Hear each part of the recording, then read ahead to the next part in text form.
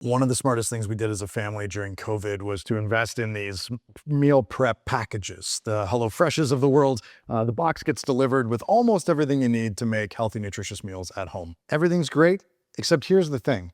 Most meal prep companies, like most businesses, need to make certain assumptions about their customers. And in the case of HelloFresh, part of what they're assuming is the raw ingredients or base supplies that you will have in your house. They ship you everything else, but they assume certain things about what you have, which in and of itself is fine, as long as you know what those assumptions are. Where it gets interesting is that Canada and Australia HelloFresh have very different assumptions around which ingredients you actually have in stock in your home. In Canada, all you really need to have is some sugar, maybe flour, maybe, and the occasional egg. That's it. But in Australia, there's a whole laundry list of things that they do not include in the box that they assume you are going to have. Vinegar, balsamic vinegar, olive oil, mayonnaise, soy sauce, and potentially more depending on what the recipe calls for. Again, in and of itself, not a problem. Different cultures, different assumptions. Where things break down is when there's a misalignment between what one party thinks is expected of them and what the other party thinks is expected of them with regards to creating a recipe that actually delivers an outcome that we want. Let me give an example in context to the world of learning and development.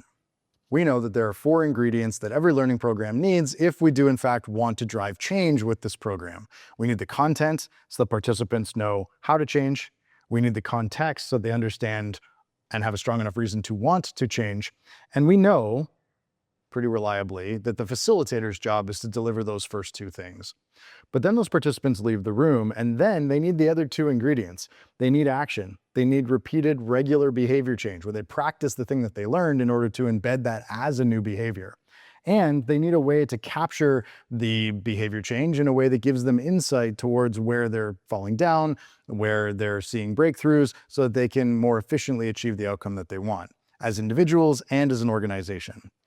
There's a question mark for me on most learning programs around which party, the L&D department or the external provider, is bringing the action and insight phase. And I think if you ask most organizations, they would point to the other party and suggest they should be bringing that to the table. Again, there's nothing inherently wrong with this assumption, but just like the HelloFresh situation, if we don't get clear on who it is that's bringing what to the party, the recipe is going to be bland. It's not going to deliver on the thing that was promised in the first place. So, as an external provider, I believe there's a very real opportunity, and particularly right now in 2026, to put your hand up and to say, hey, I will make sure that I bring those other 2 parts to the relationship. The support of the action and the insight around the behavior change and what's driving that change.